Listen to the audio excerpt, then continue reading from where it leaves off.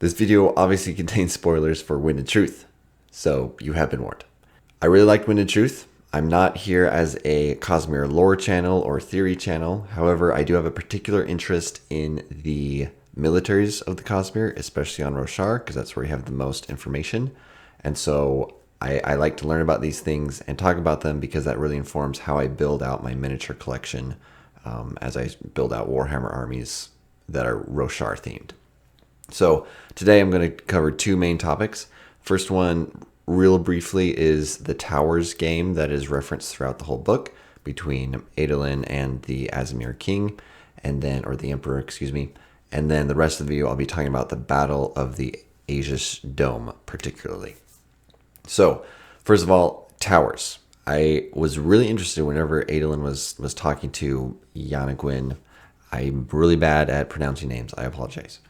But the Emperor and Adolin, right? And so this was a kind of like a card game war that I used to play as a kid, where you have like your cards in your hand, your 5 cards, and then you lay them down, and then your opponent, and you reveal them at the same time. Whoever has the highest card wins.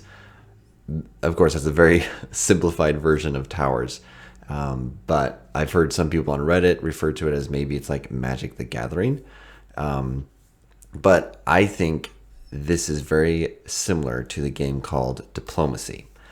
Now, Diplomacy is a global domination game. It only has about 2 pieces per player that you can play. You can play land force or a ship or an ocean force. And you have a few set of moves. You have hold, attack, convoy, or support. I guess convoy / move or support. And it may seem like a really simple game, but I played this once with some friends, and it was very interesting and very intense because you had to maneuver a lot of things. You had to make sure that you were supporting the right time. You had to do some alliances across the board, talk to people. It was a very intriguing game. And I think Diplomacy has a lot of the key pieces that Towers does in Wind and Truth.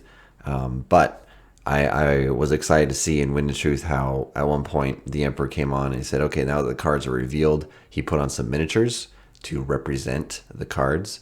And that's kind of cool that way. And so I would really love to see a real game version of this one day. But for you out there, what other games are similar to the game Towers in Wind and Truth? Have you played other games that you're like, oh, this is kind of similar to what Towers sounds like? And what would you like to see in a Towers game, right? I assume Towers will be coming out eventually at some point. Not sure if Brotherwise will do it or if another company will pick it up. But I'd be excited to see how that turns out. Okay, moving on into the Battle for the Dome is what I'm calling it. This spanned, I think, 8 of the days of Wind and Truth. So it was a big piece. And I was always very excited whenever Adolin's point of view came up because we got more action at the Dome. So let's go over the army compositions. So the Singer army was mainly made up of war forms with some regals and a handful of fews. So a lot of heavy infantry, a lot of standard infantry, not a lot of excitement as much as on the Shattered Plains, right? The Shattered Plains has tons of fused. But this army at Azimir was led by Abadi, I think is how you say it. That's how I'm going to say it. Abadi the Monarch. And they did not have any pikes in this engagement as Singers, contrary back in Rhythm of War where they had that pitched battle against the Coalition and the Parshmen. These Singers did not have pikes. They came in, and due to the conflict they were going to, they had to be very aggressive. They couldn't just send in pikemen. There's not enough room in Shadesmar probably, but they had to strike in quick and capture the palace as fast as possible. The Coalition, on the other hand, they were made up of about 3,000 Azish Imperial Guard and about 2,000 Coalition volunteer troops who were mainly Alethi that followed Adolin into this battle. So about 5,000 troops total. All of them would be considered veteran because you had the Imperial Guard, the Palace Guard, and then you had the Coalition volunteer troops who went with Adolin, right? So a very crack force, in my opinion. And they were led by Zareb Kushkum, with Adolin's close advice. So they did employ a lot of pikes. We hear that mentioned all the time throughout the book, as well as a line of spear and shieldmen in the front and archers on the walkway on the outside. And they had a very defensible position, as well as their 2 shard bearers. No cavalry is mentioned in this engagement, which would make sense. It's all kind of centered around this dome. So the tactics that were employed here by the coalition was the shield wall in front of ranks of pikes, as well with some archer support on the walkway around the outside. And this is indicative of the ancient Greek phalanx formation. But there was a larger emphasis on the defensive front rank than what I've heard about the Greek phalanx. So Greek phalanx, as you see here, right, it can be dozens of rows deep, and that pressure of all those men behind you really pushing on the pikes in front kind of gives it the power that it has. And so near the end, when Adolin mentions, hey, they only have about 2 ranks of pikemen and 1 rank of spearmen in the front, that is a very thin pike formation. That becomes very dangerous because anyone can come in and kind of break that formation up, and then all of a sudden you have your vulnerable pikemen in the back. They can't really defend themselves very well.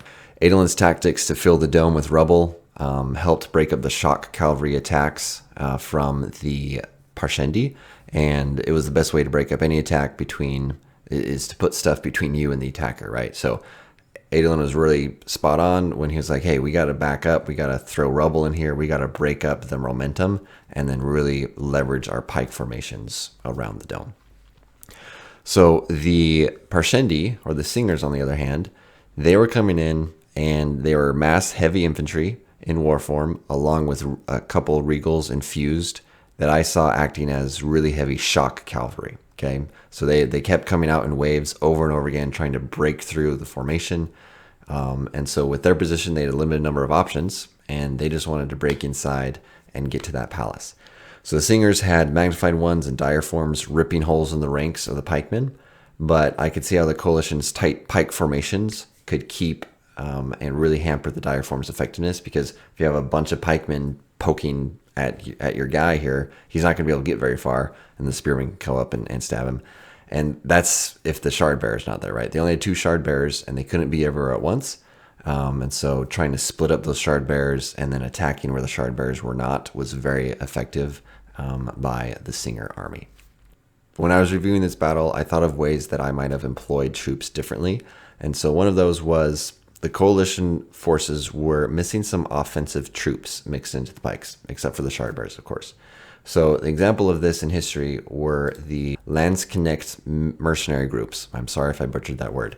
Basically, these guys were great swordsmen who went in between the pike formations, trying to break up the different pike formations. And they were very effective at causing havoc and kind of messing up the other ranks, right? And so they did have the 2 shard bearers on their side, but I felt like they could have used some more aggressive infantry. And thinking back to some of the prior books, the Colons were famous for their heavy infantry. In fact, the army that I'm working on now is going to be centered around several blocks of heavy infantry. But maybe the bulk of that heavy infantry was deployed at the Shattered Plains. We're not sure where it was. The coalition forces in Azimir only had pikemen, spearmen, and archers. Adolin did mention that typically crossbowmen would be on the flanks of these pike formations, but because of the nature of the battlefield at the dome, they weren't able to deploy their crossbowmen effectively. But I was thinking, why don't they put the crossbowmen along the top of the walkway in the dome? Then that way they can shoot over the pikemen into the war forms that are coming out. This is really important because at the beginning of the chapter of when Adolin gets to Azimir, he's like, hey, archers are not that effective against Parshendi, right? The carapace armor keeps them safe naturally. And so deploying more crossbowmen could have been more effective. Now, something interesting here is that crossbows were a lot easier to train people on. And in that scene where they're like, hey, we have volunteers from the city, they want to help defend the city, some militia, having 2,000 extra crossbowmen to line up along the rim of the dome could have been a game changer. Now, we have to consider, do they have the supply of crossbows? Do they have the bolts? That's just a consideration. If they had crossbows and a lot of it, I think they could have really deployed those more effectively. Now, on the Singer side of the battlefield, if I was Abadi, or however you say that, Abadi the Monarch, I feel like we could have sent the Thunderclast in immediately, right? Just send it in right away. Now, there could have been some constraints to this. Maybe the Thunderclast sprint wasn't there yet, or whatever it's called, the Void sprint. I'm not sure how Thunderclast become a thing, but maybe they could have sent those in first. Or another thing could have been that they didn't have a big enough foothold in the dome. They didn't want to send in their Thunderclast, and then the coalition was able to focus the Thunderclast down while they still pinned in most of the Parshendi army, right? So maybe it was good timing. But regardless of when they opened up that Thunderclast, keep the Heavenly Ones as air support for that Thunderclast, okay? That thing is a monster, obviously, and having a handful of Heavenly Ones would have totally nullified the advantage that Adolin and his strike team had against the Thunderclast. I mean, as Adolin jumped on the back of it, right, a Heavenly One could have come by and just stabbed him with the spear and walked off, right? And then the Thunderclast could have come in, broken open the dome, mass chaos, and then all that heavy infantry from the Parshendi could have been super effective against the pikemen, and it would have been a rout. So thinking about that, was my analysis correct? Do you agree with what I analyzed there? What would you have done differently as Abadi leading the Singers, or as Kushkum leading the coalition forces? Any thoughts there? And then a couple other points I wanted to bring up here near the end is that ever since Rhythm of War, I've really felt like the pike and shot era is imminent, right? We have guns on Roshar from one of the interludes in this book, from Scadrial. Crossbows are becoming more common, and the pikes have been used a ton since the war with the Singers broke out. So we're kind of going into this new era of warfare where ranged weaponry is going to be more powerful, and pikemen might be there for a little bit longer, but with the time delineation and influences from other worlds, who knows what Roshar's military will look like when Book 6 comes out. It's going to be very exciting to see that. And also, what the heck happened to the Mink during his interlude? At one point, I thought that the Great Shells would rise up and come to aid the coalition forces of Roshar, kind of like in Pandora when Mother Nature came in and destroyed all the intruders. That didn't happen. I'm like, what happened to that Great Shell that saved the Mink? No idea. The Unoathed, Adolin and the Unoathed, so cool. I was so excited when the Shard Plate and the Shard Blade showed up, and the 9 people just picked him up and started wailing on the war forms. That is going to be a game changer because they don't have to rely on Stormlight, and there's no bond with the Spren. They're just going in, and they're like untethered shard bearers, which is really cool to see. And then finally, the Aegis military is really cool. I really liked seeing them in action. I would have loved to see more, to hear more about it, of course, but I plan to build a Warhammer Aegis army in the future, but I need to finish my Thrill Alethi army that I have going on right now. Anyway, are you interested in other videos like this kind of content where I talk about military tactics in the Cosmere? It was really fun for me to prep this video. Hopefully you enjoyed it. Let me know in the comments what else you'd like to hear about, and I'll see you in the next video.